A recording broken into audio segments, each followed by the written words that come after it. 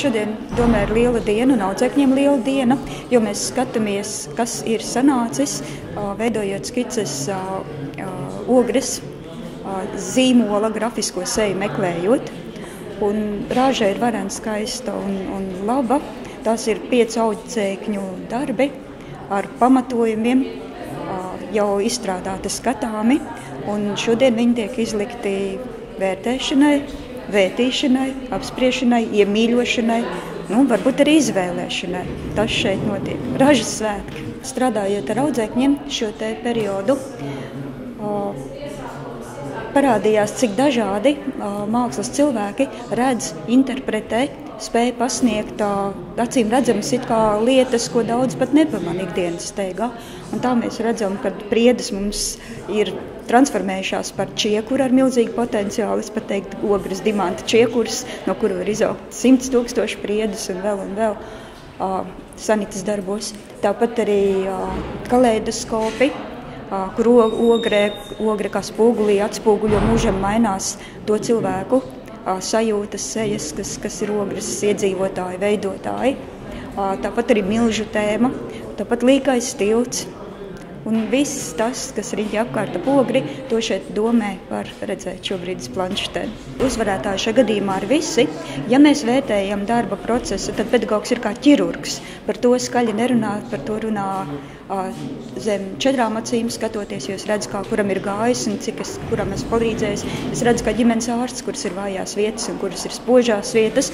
Par tām un kā pedagogam pat negribētos runāt, bet tas, ko es gribētu uzteikt, tas, līdz kam audzēkņi ir tikuši, kā viņi ir tikuši līdz šim te parādīšanās momentam, noformulējumam, grafiskam, šīm savām idejām un darba procesam. Un par to, par attieksmi un par izdarīšanu es liktu augstāko vērtējumu.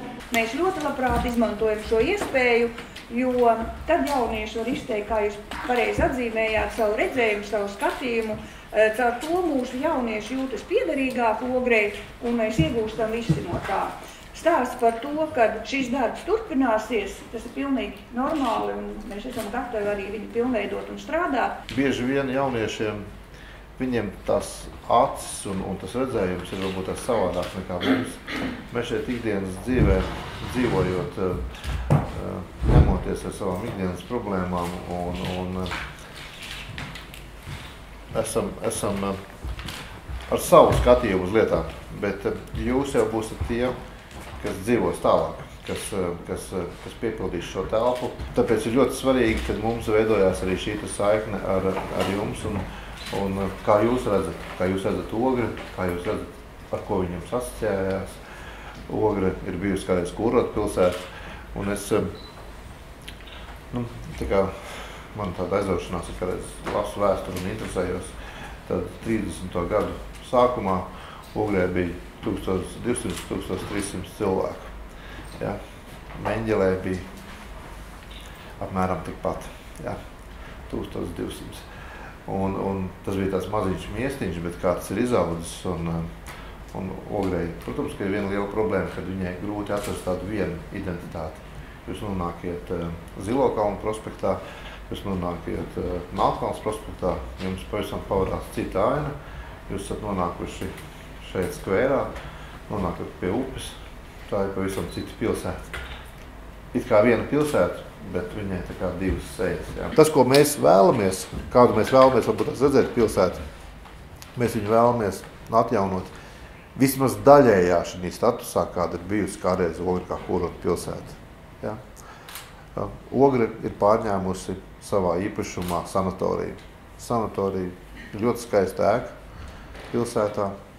Vismaz viņa bija skaista ēka, kurā ir cīruļu zīmējumi, kas ir valsts mēroga kultūrvēsturisks piemineklis, un pat ēka ir vietējās nozīmes kultūrvēsturisks piemineklis. Šo sanatoriju mēs atdodam kopējām aģentūrai, kas apsaimnieko Zilokalnu dabas parku, un Zilokalnu dabas parku aģentūra šo sanatoriju veidos par tādu atpūtas vietu, varbūt tās par tādu, tur būs piršu komplekss, tur būs viesnīca, tur būs iespēja atbraukt, palikties pa nakti, paņemt slēpes, noslēpot pa ziliem kalniem vai ar nūjām vienkārši iziet Zilos kalnus un pastaigāties. Zilos kalnos būs šī gadā meža kaķis. Tāds pats kā Siguldā, tāds arī būs mums šeit. Mēs varēsim brīvi apmeklēt Zilos kalnus un jaunieši varēs iepazīties ar dabu, rāpelējot par meža kaķi. Mēs gribam atjaunot vecās laipus, mēs gribam pilsētā ieviest tādu, un, protams, arī mēs strādājam pie tā, lai mēs atjaunotu mūsu kultūra vēsturiskos pieminekļus.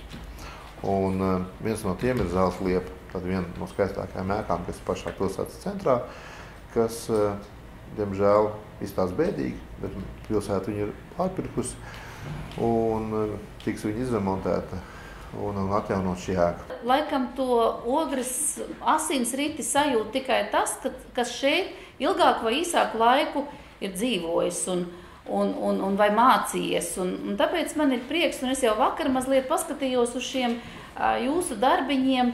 Prieks ir redzēt un pamanīt, kā jūs izjūtat Ogri, esot šeit mūsu vidū. Katrā no jūsu darbiem ir pamanāms tāds savs redzējums, vai nu tas viegprātīgais ar tām pēdiņām, vai mazliet nopietnākais ar šīm te priedēm, bet tas ir jūsu, un jūs esat par to domājuši, un mēs par to domāsim kopā ar jums, un paldies par šo redzējumu. Ja? Katrs no tiem ir īpašs, un vienmēr visās lietās, kur ienāk jauniešu radošais gars, tas noteikti ir vērts par to domāt, vērts tajā ieklausīties. Ogri noteikti ir pilsēta, kas attīstās un kas aug. Te ir daudz jauniešu, te ir daudz bērnu, te ir dzīvība, te ir skolas, te ir tehnikumi, te viss notiek. Ja?